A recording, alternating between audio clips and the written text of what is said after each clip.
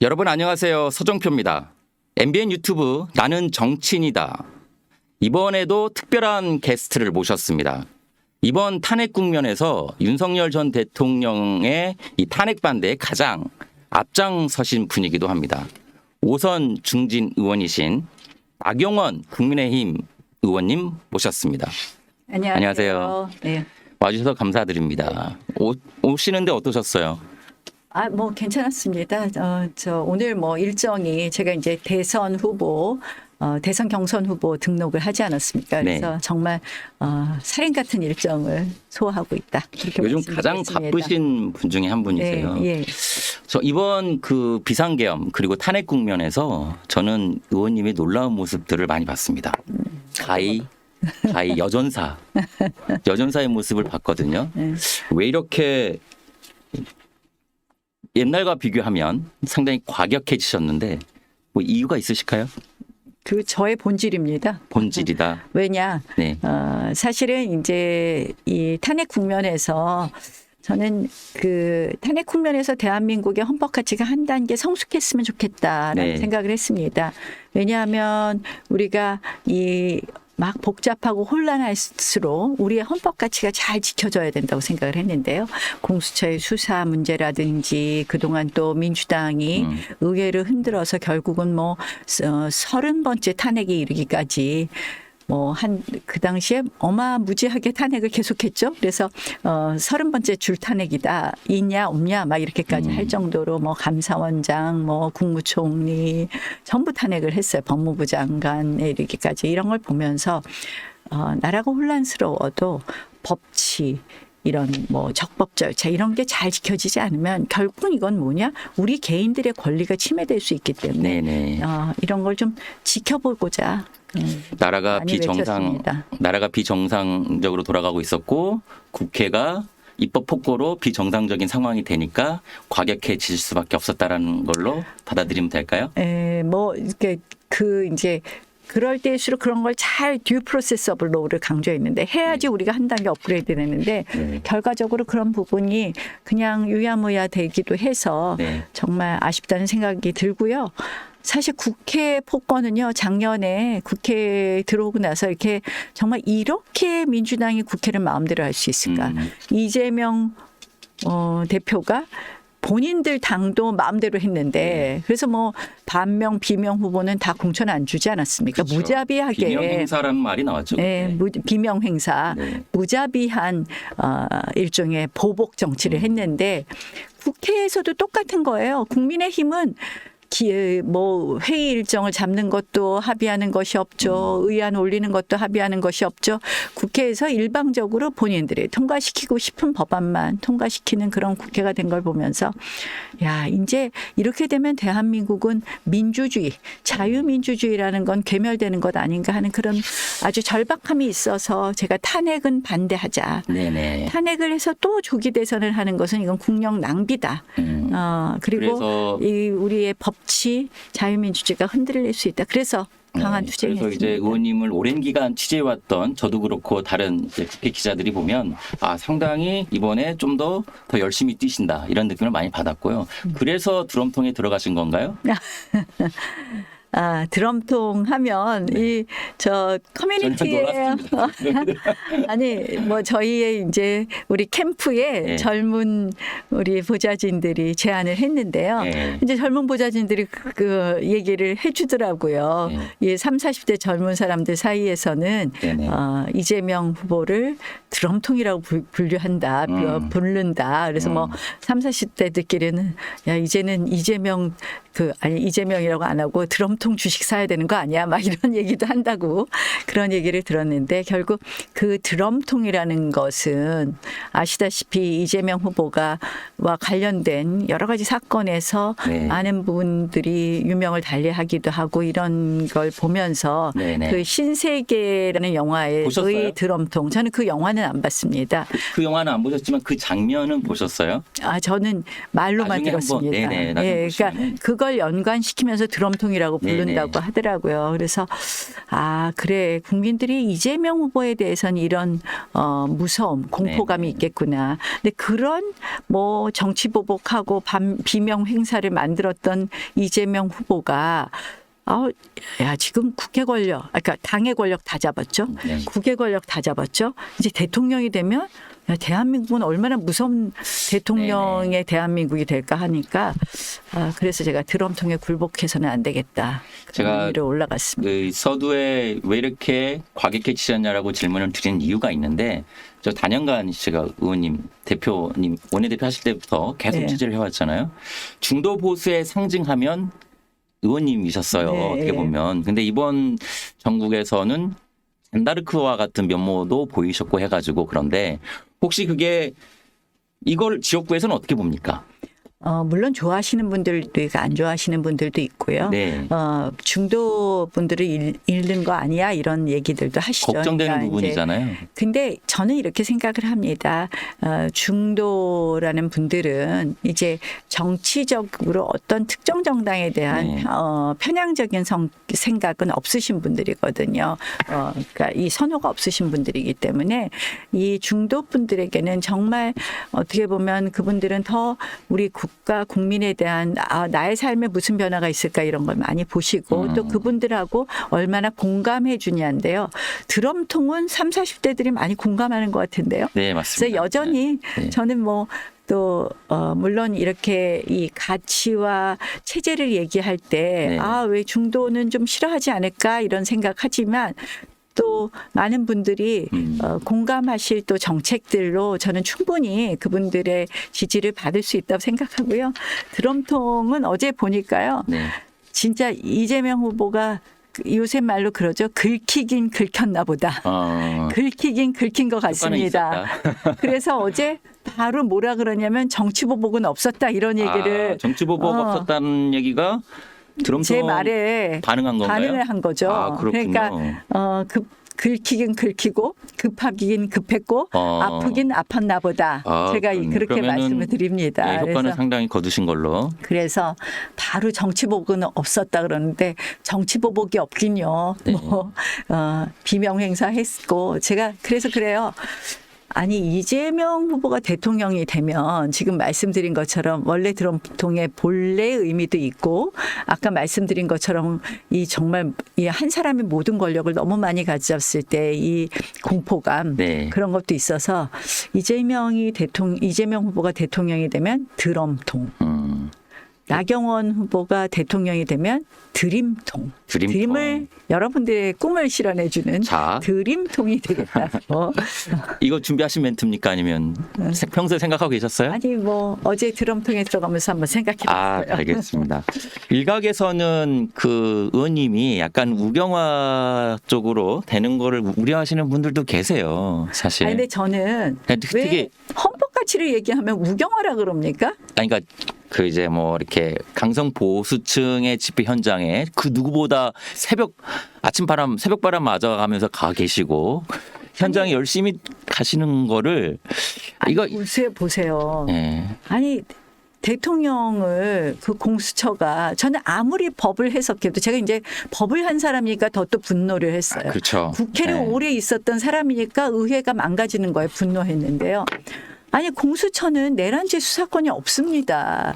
근데 영장도 나중에 밝혀졌잖아요. 네. 이게 소위 이제 우리법 연구회 출신 판사들, 우리법 연구회 출신 있는 판사가 영장 담당하는 그런 성향이 있는 쪽인 서부지방법원을 찾아가서 중앙지법에서는 기각됐다는 게 나타났잖아요. 네네. 그리고 서부지방법원을 찾아가서 이거 영장 쇼핑이라는 건 있을 수 없는 일이에요. 네네네. 이런 온갖 편법을 통해서 영장을 들고 와서 집행을 하는데 저희가 이거 수사권도 없는데 영장 쇼핑했다는 거 그때부터 우리는 이제 풍문으로 들었기 때문에 이거 말이 안 된다. 풍문에 떠나서 다른 사건이 다 중앙지법에 영장을 청구하고 있기 때문에 그걸 서부지방법원에 그 사건만 가서 청구한다는 거는 이게 상식적이지 않은 일이에요. 근데 거기에 네네네. 분노하지 않는 것은 맞지 말이 안 않는 된다. 일이죠. 네. 그러니까 이게 헌법가치, 자유민주주의 이런 얘기를 하면 야 그거 철진한 이념인데 왜 그렇게 우경화하는데요? 아니 헌법가치를 지키는 걸 우경화라고 하는 것이 우리의 편견이다. 알겠습니다. 그러니까 판사 출신으로서 법조인으로서의 그 헌법 가치가 훼손되는 걸 볼 수만은 없었다. 그래서 그렇게 조금 더 열심히 뛰신 건데 이걸 대통령께서 윤 전 대통령께서 높게 보신 걸까요? 관저에 다녀오셨잖아요. 뭐 고맙다고 하시더라고요. 그 1시간 티타임 하셨잖아요. 근데 저는 네. 제가 이제 대통령 후보 경선에 나왔습니다. 아, 그 제가 얘기는 그만할까요? 제일 우리가 하지 말아야 되는 것이 네. 누구심 팔기예요. 네. 그랬더니 무슨 어떤 후보는 나 전화하고 나왔다. 나는 뭐 했다. 막 전부 그러면 다들 우리 그게 얼마나 논란이 됐습니까? 알겠습니다. 저는 네. 그 별로 적절하지 않다. 그러면 그 관저에 가신 얘기나 이런 부분들은 제가 여쭤보지 않고 대신에 또 중요하지 않습니까? 이번 경선 뭐 당장 다음 주 4명으로 추려지는데 윤 전 대통령의 윤심 소위 뭐 무시할 수 없어서 어떻게 윤심은 이렇게 의원님한테 좀 갈 것으로 그거 보신 똑같은 말씀이죠. 그런가요? 제가 그런 얘기 자꾸 하면요 안 돼요. 네. 그거는 우리가 자꾸 윤심팔이 해서도 안 되고 우린 그 알겠습니다. 많은 분들이 아마 나경원 대통령 그동안 생각 못 하셨을 겁니다. 근데 저는 이번에 출마하면서 정말 그동안 오랫동안 정치를 하면서 대한민국 정치가 이렇게 돼서는 안 되겠다라는 그런 마음으로 또 그동안 우리가 국회의원을 5번 한 거는요. 저의 모든 그동안의 정치의 역사가 대통령을 준비한 겁니다. 네. 그래서 저번에 왜 반장들 그 지역으로 같이 이렇게 해가지고 치맥했잖아요. 네. 지역에서 반응이 엄청 좋으시더라고요. 저는 그때 깜짝 놀랐습니다. 뭐 이거 질문에 없는 내용이고 약간 살짝 비켜가긴 하는 건데. 뭐 그동안 제가 오래 정치한 걸 많이 보셨고 제가 네. 지역에서 반응이 좋다는 건 저희 지역은 우리 당에게 그렇게 좋은 지역은 아닙니다. 네. 그러니까 정말 현장 정치에 제가 누구보다도 강하다. 현장 정치에 강하다는 거. 즉 국민들의 삶, 일반인들의 삶과 정말 가깝게 있는 정치인이라는 거는요. 네. 저는 정말 대통령의 가장 기본 덕목이라고 생각을 합니다. 늘 나와서 뭐 서민 얘기도 하고 늘 와서 국민 얘기를 하는데 책상머리에 앉아 있었던 분들이 얼마나 아시는지 제가 묻고 싶어요. 저는 네. 국민들하고 또 우리 주민들하고 소통하면서 정말 그래 이런 게 필요하겠구나. 네네. 정말 많이 느끼고 그것이 녹아져 있습니다. 제 정책에는. 네네. 그래서 정말 제 이 공약이 국민 퍼스트, 국익 퍼스트예요. 그러면은 그쵸. 뭐 그 말씀 많이 강조하셨고 그럼 지역에서는 지금의 어떤 의원님의 이런 행보를 상당히 긍정적으로 보고 계시는군요. 긍정적인 분들도 있고 부정적인 분들도 있죠. 특히 이제 최근에 정치가 굉장히 갈라졌잖아요. 네네. 그래서 이제 부정적인 분들은 굉장히 부정적으로 보시고 긍정적인 신경 써야 분들은 되잖아요. 그런 분들. 긍정적인 분들은 또 이제 와서 막 응원해 주시고 그럽니다. 네네. 그 정치인이 물론 국민들의 여론이나 이런 부분을 관심을 갖고 거기에 따라서 우리가 좀 고쳐야 될 건 고쳐야 되겠지만 또 우리가 옳은 길이라는 것은 우리가 자꾸 설명하고 또 같이 이해의 폭을 넓혀가는 것도 굉장히 중요하다고 생각합니다. 그게 지도자가 해야 될 일이 아닐까요? 네네. 제가 지금 자꾸 이제 헌법같이 얘기하는데요. 네. 저는 요새 이념이 밥이다 이러고 다녀요. 제 지금 메인 슬로건 중에 하나예요. 그러면 왜 이념 얘기하는데요? 이념이 밥이 맞습니다. 이념이 경제입니다. 우리 대한민국이 이만큼 온 게 자유민주주의와 시장경제 체제를 채택했기 때문에 국가나 한미동맹이 있었기 때문에 대한민국의 발전이 있었는데요. 제가 무디스가 엊그저께 발표한 내용 보고 깜짝 놀랐어요. 네. 무디스가 대한민국 신용등급을 하향 조정할 수 있다라고 하면서 그 이후로 한국 정치가 아직도 불안정한 것도 들었지만 플러스 뭐라고 했냐면요. 소위 퍼주기. 유력 대선 주자 네. 이재명 후보의 공약이 기본소득이다. 유력 대선 주자의 공약이 기본소득인데 이 보편적인 이 기본소득을 얘기하는데 이거는 대한민국 국가 재정이 부담이 될 것이다. 국가 부채를 높일 것이다. 이렇게 얘기를 하고 있습니다. 결국 기본 시리즈 이재명 후보는 지금 살짝 거짓말하고 있잖아요. 제가 맨날 성장 얘기하고 있는데 그래봤자 기본이 기본소득이에요. 그분은. 근데 이 기본 시리즈 반시장적인 경제정책인데요. 이거 할 거라고 예상을 하고 있고 이렇게 되면 국가신용등급 낮춘다고 합니다. 국가신용등급 낮추면 어떻게 됩니까? 우리 물가 오르고 그다음에 대출금리 올라가고 우리 수출 어렵고 우리 밖에서 금융 차입하기 어려워지고 네. 굉장히 경제 부담이 됩니다. 우리 지금 저성장 시대에 들어가고 있는데 큰 부담이 된다. 저는 이재명 후보가 대통령이 되는 순간 대한민국이 정말 저성장의 늪으로 빠진다. 그래서 제가 이념 헌법같이 우리 대한민국을 지금까지 만든 거 이거 기초 단단하게 해야 된다. 그 얘기 안 할 수가 없는 거예요. 근데 이 얘기하면 우경화됐다. 왜 철지나 이념이 밥입니다. 제가 여러분. 출마 선언할 때 국회에 있었잖아요. 네. 그 현장에 갔는데 사람이 인파가 너무 많아가지고 놀랐었는데 근데 거기서 지금 뭐 이념이 밥이다 경제다 말씀하셨는데 그때도 반국가 세력 얘기하셨잖아요. 약간 너무 이념과 반국가 세력을 강조하신 게 아닌가 그런 생각이 들었거든요. 저희가 굉장히 조심해야 됩니다. 사실은 철진한 단어들이다 이런 얘기도 하니까. 근데 민노총 간첩단 사건 공수장 혹시 보셨습니까? 판결문 보셨습니까? 작년 11월에 민노총 간첩단 사건 네. 판결문과 이걸 보면서 제가 깜짝 놀랐어요. 아니, 대한민국이 어떻게 간첩단 사건에 북한 지령문하고 똑같은 게 펼쳐지고 있느냐. 그리고 우리가 모르는 사이에 대한민국의 구멍이 숭숭 뚫리고 있구나. 간첩은 간첩이라고 안 써 있습니다. 우리가 왜 간첩에 속아? 그들의 말에 암암리에 활동하죠. 네. 근데 우리가 그들 북한 지령문하고 똑같은 게 한국에서 펼쳐지고 있는 거예요. 예컨대 나경원한테는 토착 외구라고 해서 떨어뜨려라. 그러면 대진년 애들이 와갖고 토착 외구 써 있더라고요. 근데 제가 이제 예컨 이런 말씀을 드려요. 우리가 암암리에 대한민국 빗장을 다 열어준 거예요. 네. 근데 그 빗장이 무뎌지게 만든 거예요. 자, 국가공무원 우리는요 외국인들 누구나 국가공무원 할 수 있어요. 지금 대한민국 법원에요 복수국적자가 2명이나 일하고 있습니다. 미국은요 복수국적자 안 됩니다. 당연히 미국 시민권자가 아닌 사람은 미국의 로클럭 인턴도 못 해요.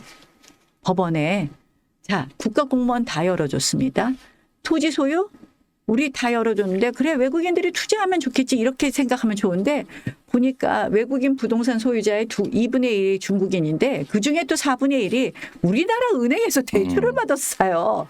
그러면 소위 깡통 전세하면 우리가 추심할 수도 없어요. 네. 그것뿐입니까? 내가 얼마 전에 중국이 서해 구조물을 설치했어요. 우리 앞바다에. 지금 해양법상 가능해요. 잠정 수역이고 그렇기 때문에 어업에 관한 건 구조물을 설치할 수 있는데 중국이 그렇게 해서 일종의 이 남중국해나 대만이나 이런 데서 다 일 벌린 거 아닙니까? 그래서 이거는 우리 영해 주권을 지키는 거니까 규탄 결의안 국회에서 하자 그러는데 안 해요. 민주당이 그런 거는. 저는 이런 게 우리가 곳곳이 구멍이 났다. 그걸 메우겠다. 그게 네. 반국가 세력이 있다고 보는 겁니다. 네, 네. 그래서 이걸 우리가 철진한 거라고 생각하지 말고 우리가 이제는 대한민국 이거 빗장 채울 건 채우고 네네. 그리고 그러한 것 기조 하에 대한민국 국민과 국익을 위해서 일하는 대통령이 나와야 된다. 지금 이제 마감을 어제 했잖아요. 어떻게 보십니까? 지금 상당히 10명에서 11명 적지 않은 수인데 정책 면에 있어서 의원님하고 조금 좀 맞는 분이 계실까요? 글쎄요. 정책은 크게 다르지 않지 않을까요? 기본적인 우리가 자유민주주의 시장경제를 네. 강조하는 그러면 정책이고 너무 질문 자체가 좀 어떻게 그랬다. 보면 정책은 나경원이 가장 또 그동안 제가 오 시장은 약자와의 동행이라는 표현을 했던데 그게 이제 우리 당에 원래 있었던 네, 슬로건이죠. 슬로건이고 위원회였죠. 네. 사실 저는 우리 보수가 해야 되는 것이 절대 빈곤의 훼손부터 해서 정말 어쩔 수 없이 낙오된 분들의 손을 잡아주는 것이 보수의 가치거든요. 진보는 모두 다 똑같이 나눠 먹자지만 그런 면에서는 또 제가 정책 설계도 잘 했고 또 그동안 늘 고민했던 부분이기 때문에 크게 차이가 있을까 하는 생각을 합니다. 지난 주말 오세훈 시장이 깜짝 발표를 했잖아요. 저는 정말 예상을 못했습니다. 의원님은 하셨나요? 솔직하게 말씀해 주시죠. 저는 그 전에 조금 듣기는 했었는데요. 예. 여러 가지 악재가 겹친 게 있지 않나 그쵸. 이렇게 생각합니다. 네. 본인이 토지거래 허가제도 잘못 발표했다가 그러니까 다 보면요. 정치 제가 오래 해서 보면 네. 욕심내면 안 됩니다. 너무 성급하면 안 됩니다. 오 시장님은 조금 성급하셨군요. 또 최근에 명태균 리스트도 있고 리스크도 있고. 이제 오 시장님이랑 유승민 전 의원님이 두 분이서 이제 불출마 선언을 하면서 경선에 참여하지 않기로 하면서 중요한 건 그 두 분의 이제 특징이 중도 확장성인데 그나마 좀 중도 그런 표심과 민심이 의원님한테 지금 가고 있다고 보십니까? 아니면 어떻게 예측하세요? 저는 중요한 사실은 변수인데. 유승민 후보는 잘 분석해 보면 민주당 지지자들이 많아서 겹치는 부분이 본선에서 있죠. 네. 안 찍을 분들이고 네. 오세훈 시장님은 이제 이미지상 중도 네. 확장성이 있다고 늘 얘기하죠. 왜냐하면 우리가 싸워야 될 때에는 절대 안 싸우시는 분이니까. 그런데 네네. 저는 정책으로 충분히 승부할 수 있다고 생각하고요. 또 저는 지킬 건 지키지만 또 변화할 거는 확실히 변화하겠다는 개혁할 건 개혁하겠다라는 그런 생각을 합니다. 보수는 늘 끊임없이 혁신하는 것이 전 보수라고 생각합니다. 네네. 그래서 우리 정책 중에서 미처 못 담은 부분이 있다면 빠르게 변화하고 혁신할 거라고 생각을 하고요. 제 정책이 일단 기본적인 철학에서는 우리가 모든 후보가 비슷할 수 있지만 아마 정말 국민들의 삶을 보다듬는 면에서는 다를 것이다. 제가 최근에 가장 국익 퍼스트, 국민 퍼스트에서 예컨대 이런 거죠. 우리나라는요 외국인 노동자의 천국의 나라입니다. 외국인 근로자 많죠. 많은 것뿐만 아니라요. 네. 외국인 근로자들이 대한민국에 제일 가고 싶어합니다. 왜냐 임금이 제일 높기 때문입니다. 그쵸. 왜 우리는 외국인 근로자한테 이렇게 높은 임금을 주어야 될까요? 네. 이건 ILO 협약 111호에 가입된 그쵸. 탓도 있지만 최저임금에 있어서 우리가 어떤 예외도 주지 않기 때문입니다. 일본만 해도 ILO 협약 111호에 가입이 안 돼 있고 최저임금 차등 적용을 하고 있기 때문에 일본의 외국인 근로자 임금은 더 쌉니다. 근데 이 외국인 근로자 임금을 그래요. 우리도 많이 주면 베푸는 것 같지만 그것이 국민 생활에 불편함을 주고 국민 생활의 질을 떨어뜨리는 겁니다. 결국은 이것이 일종의 생산 비용, 생산 단가를 다 높여주는 거 아닙니까? 임금이. 지금 지방 중소도시 가면 우리 대한민국 근로자들은 구할 수 없고 외국인 근로자들이 담당하는 네. 분명히 여기 있고. 그래서 저는 이 외국인 근로자 최저임금 차등 적용을 적극적으로 주장합니다. 외국인 노동자의 의원님 관심 많으시다는 거 제가 잘 알고 있습니다. 그리고 입법 관련된 법안도 지금 준비하고 계시잖아요. 예, 그렇습니다. 그래서 사실은 이렇게 되면 우리 국민들 삶이 좋아지는 것이 예컨대 외식비에도 상당히 결국은 외국인 근로자들이 다 일하고 있는데요. 네. 또 그뿐만 아니에요. 우리 가사도우미 오 시장이 설계한 필리핀 가사도우미는 잘못된 설계로 실패했지만 네. 가사보육도우미 그리고 또 간병인 수요가 늘어납니다. 99만 원 가사보육도우미 간병인 시대를 열면 어떻겠습니까? 우리 국민 삶에 도움이 되지 않겠습니까? 예. 아니 잠시 뒤에 오 시장님 뵈러 가야 되는데 약간의 좀 칭찬을 해야 되는 거 아닙니까? 아니 이건 이제 잘못된 건 잘못됐다. 네네네 알겠습니다. 그 후보들 중에서 이제 4강 얘기를 안 할 수가 없는데 빅4 제가 여기 이제 모시면 항상 여쭤보는 질문입니다. 의원님 당연히 4강 안착하시길 바라실 테고 혹시 이 후보만큼은 조금 4강 안착이 힘들다 안 들어왔으면 좋겠다라는 분 있을까요? 너무 누구 하지 말라 그러면 안 되겠어요. 다들 오시라 그래요. 다들 오시라고요? 근데 저는 그러면, 사실은 네. 나경원이 4강 안에 들어가고 그리고 거기서 또 2강에 들어가고 그리고 최종 우리 후보가 되면 네. 저는 우리 당 경선에 많은 분들이 관심 가지실 것 같아요.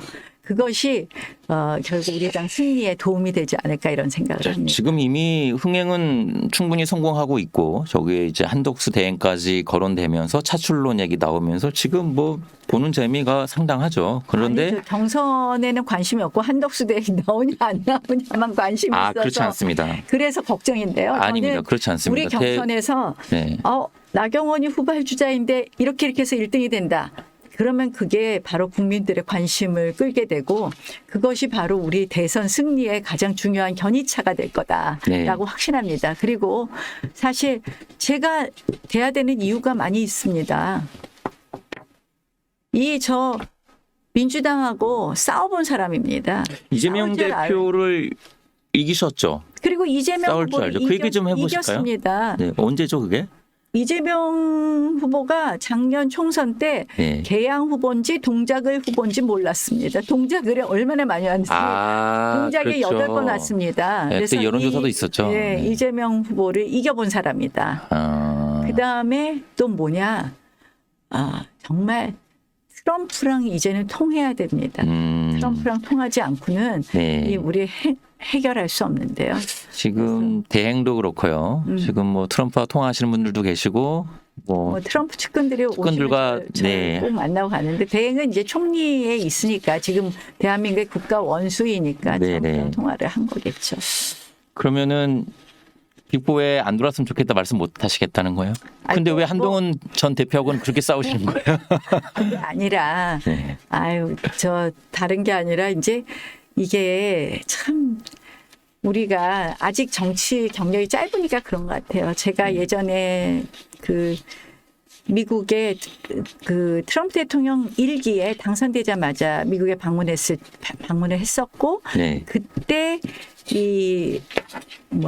우리 대한민국에서는 박근혜 대통령 탄핵 논란이 있었을 때입니다. 뭐 매일 연일 탄핵하라고 그런 집회가 있었고 근데 그때 이렇게 얘기하더라고요. 미국 의원들이 아니 니네 당 출신 대통령인데 니네가 탄핵을 한다고? 네. 저는 그 얘기를 우리가 잘못했으면 반성해야 되는 거 아니에요?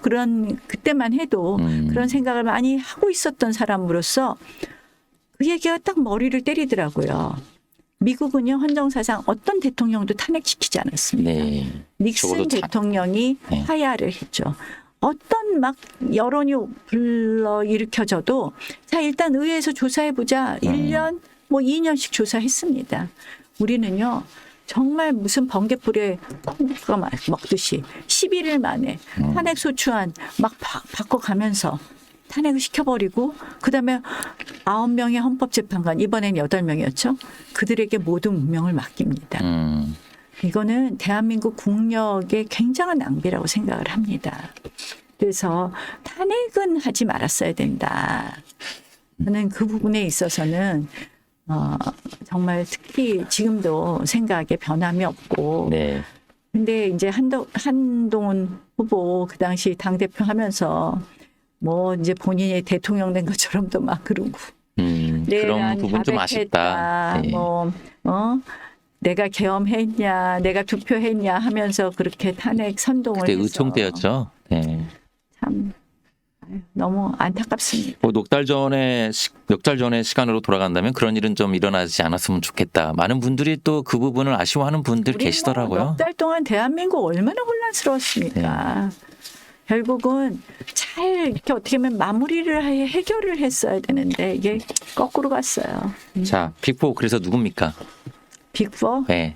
4강 한번 뭐 예지를 한번 해보시죠. 나경원. 네. 1번 나경원. 2번. 아니 근데 지금 여론조사를 보니까 여론조사대로 나오겠죠? 여론조사대로 하면 뭐 김문수, 홍준표, 한동훈, 나경원. 네, 알겠습니다. 다음 주에 여기서 살짝 예고를 하자면 다음 주 토요일에 그 네 분을 모시고 네 분이 어떤 분이 될지 모르겠지만 네 분을 모시고 토론회를 합니다. 저희 MBN에서 그때 또 집중적인 토론이 이어질 것이고 정치 철학 그다음에 정책 모든 것을 총망라해서 토론이 이루어질 텐데 그때 다시 또 한번 의원님이랑 또 뭐 앵커는 제가 아닙니다. 하고 싶어도 못 하고요. 그런 시간이 있다는 말씀드리고 그다음에 또 이제 한덕수 대행의 빅텐트 또 얘기하지 않을 수 없습니다. 그만 얘기하세요. 아니요, 얘기해야 됩니다. 왜냐하면 일단 홍준표 시장께서 단명 빅텐트 띄우셨잖아요. 우리가 늘 이재명은 안 돼에 공감하는 네. 그 지형을 다 모아야 된다는 기본 원칙은 동의합니다. 그런데 그 얘기만 하다 보면 우리의 이야기를 할 시간이 없는데요. 저는 이렇게 생각합니다. 한덕수 대행은 지금은 사실 국정에 집중해야 될 때고 본인이 대통령을 대행하는 자리이니만큼 네. 이 선거를 잘 관리해야 되는 것이 1차적 책임이다. 네. 그리고 그것이 1차적 책무다라고 생각을 합니다. 그런데 한덕수 대행을 이야기하는 분들의 또 그 안타까움 또 막 간절함도 저도 당연히 이해합니다. 그래서 정치는 유연해야 되는 것이고 여러 가지 가능성은 항상 열려 있다라고 말씀을 드립니다. 최종 후보가 되시면 의원님께서 최종 후보가 되시면 그리고 국민이 단일화를 원한다면 어떻습니까? 아니 그래서 정치는 유연한 것이다라는 말씀을 드리는 겁니다. 네, 그때 국민들이 원하는 대로 하시겠다는 말씀으로 그렇죠. 받아들이면 네, 되죠. 네. 지금은 대선 전국이기 때문에 대권에 좀 더 신경을 더 많이 쓰시지만 많은 분들은 또 당권도 생각하고 계시다 이런 얘기 있거든요. 저는 대통령 하려고 합니다. 그렇죠. 그럼 내년 지방선거는 어떻게? 전 대통령 하려고 알겠습니다. 시정기관 대통령 알겠습니다. 왜 그런 말씀을 한번 드리냐면 생각해 보세요. 네, 나경원 대통령의 나라를 한번 생각해 보세요. 네, 정말 잔다르크, 강할 때는 잔다르크가 강하고 생각납니다. 그러나 네. 또 우리가 정말 따뜻하게 보듬을 때는 보듬을 그런 대통령 되지 않겠습니까? 네, 20몇 년이죠. 제가 정치한 지 2002년에 처음 왔으니까 23년 정치했습니까? 서울시장 그러니까 얘기는 우리나라는 아직도 네. 이 여성 대통령에 대한 편견이 있는 것 같은데 한번 상상해 보시면 편견 없습니다. 네, 지금은 이제 그런 리더가 나올 때도 됐고요. 지금 그래서 분위기도 한번 그렇고. 상상해 보시면 네, 제가 정말 22년 준비해온 대통령이다 이렇게 말씀드릴 수 있을 것 같습니다. 네, 사실 빅텐트 얘기를 많이 해가지고 향후 이제 의원님께서 생각하시는 전국 얘기를 듣고 싶은데 그 부분은 살짝 피해가고 계셔가지고 네, 한덕수 대행 관련된 내용을요. 아니 뭐 더 얘기 들을 게 없어요. 그래요? 그 그럼 얘기를 저희가 자꾸 하는 게 우리 경선에 도움이 안 된다고 공식적으로 드리는 질문이 있습니다. 네. 이 프로그램 제가 이제 맡게 됐지만 나는 정치인이다의 공식 질문이거든요. 의원님한테 정치란 뭡니까? 정치란 길게 말씀하셔도 돼요. 제가 정치하는 목적이고 목표인데요. 네. 정치란 다음 세대에게 더 좋은 나라를 만들어주는 것이다. 지금 그러면은 다른 후보가 대통령이 되면 더 좋은 나라는 힘듭니까? 이재명 후보는 어렵죠. 마지막으로 하실 말씀 있으면 한마디 더 하셔도 됩니다. 제 정책들 좀 눈여겨보시면 좋겠습니다. 네. 사실은 국민 퍼스트, 국익 퍼스트 하면서 우리 아주 작은 정책부터 큰 정책이 있는데요. 저는 정말 대한민국이 성장이 멈춰서는 안 된다고 생각을 합니다. 그 새로운 신성장 동력을 만드는 것은 물론이고 네. 그것을 만들기 위한 대한민국 국가 대개조가 있어야 된다고 생각을 합니다.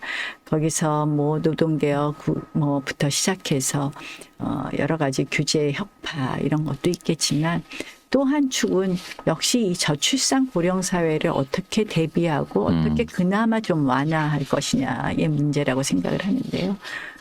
저는 그 부분에 있어서 오랫동안 고민해 왔고 또 여러분들 아시다시피 헝거리 저출산 정책부터 많은 정책을 준비하고 네네. 있습니다. 나경원 시키시면 확실히 더 좋은 대한민국 만들 수 있다고 말씀드립니다. 오늘 말씀 잘 들었습니다. 네, 지금까지 나경원 국민의힘 예비 후보님과 말씀 나눠봤습니다. 감사합니다.